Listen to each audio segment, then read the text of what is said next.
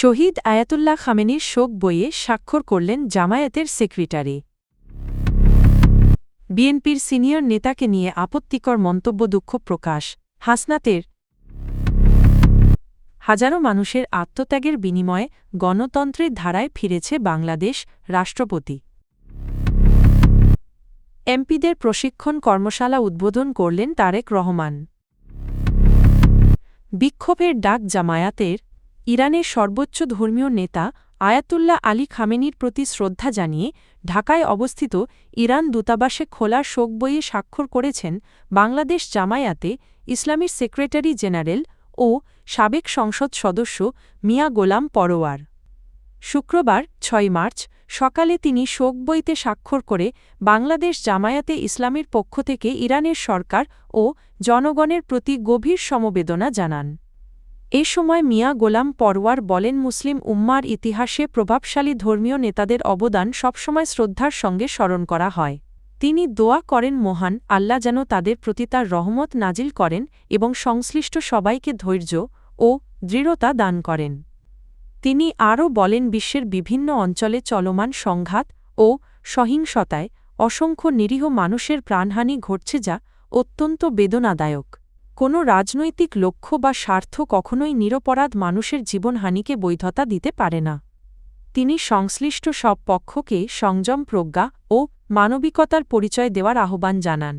বিএনপির এক সিনিয়র নেতাকে নিয়ে আপত্তিকর মন্তব্যের ঘটনায় দুঃখ প্রকাশ করেছেন জাতীয় নাগরিক পার্টির এনসিপি দক্ষিণাঞ্চলের মুখ্য সংগঠক ও কুমিল্লা -৪ আসনের সংসদ সদস্য হাসনাত আবদুল্লাহ। বৃহস্পতিবার ৫ই মার্চ রাত ৯টা ১১ নিজের ভেরিফায়েড ফেসবুক আইডিতে দেওয়া এক পোস্টে তিনি এ বিষয়ে দুঃখ প্রকাশ করেন।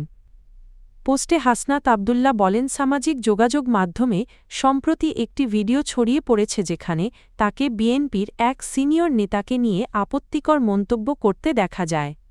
ভিডিওটিতে একটি শিশুর কথাও শোনা যায়, যা বিষয়টিকে আরও সংবেদনশীল করে তুলেছে।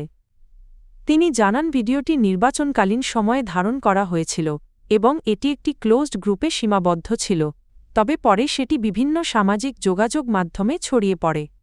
রাষ্ট্রপতি মো. সাহাবুদ্দিন বলেছেন, হাজারো মানুষের আত্মত্যাগের বিনিময়ে বাংলাদেশ আবারও গণতন্ত্রের ধারায় ফিরে এসেছে।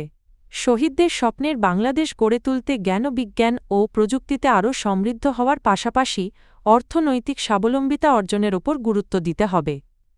শুক্রবার ৬ মার্চ সকালে রাজধানীর ওসমানী স্মৃতি মিলনায়তনে জাতীয় পাট দিবস ২০২৬ উপলক্ষে আয়োজিত অনুষ্ঠানে প্রধান অতিথির বক্তব্যে তিনি এসব কথা বলেন।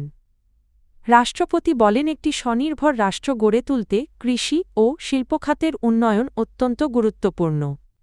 এ সময় পাট চাষ বাড়ানোর আহ্বান জানিয়ে কৃষকদের উদ্দেশ্যে তিনি বলেন, উন্নত প্রযুক্তি ও উচ্চ ফলনশীল পদ্ধতি ব্যবহার করে পাট চাষে আরও মনোযোগী হতে হবে।